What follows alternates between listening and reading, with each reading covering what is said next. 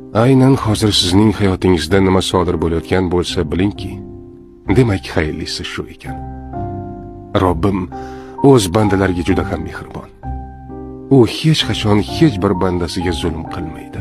Hatto bizning boshimizga dard, musibatlarni ham bizning foydamiz uchungina bizga yuboradi. Sog'liqni qadriga yetishimiz uchun bir muddat xastalikni, boylikni qadriga yetishimiz uchun faqirlikni, sevganlarimizni qadriga yetishimiz uchun esa biroz yolg'izlikni ta'mini totib ko'rishga to'g'ri keladi.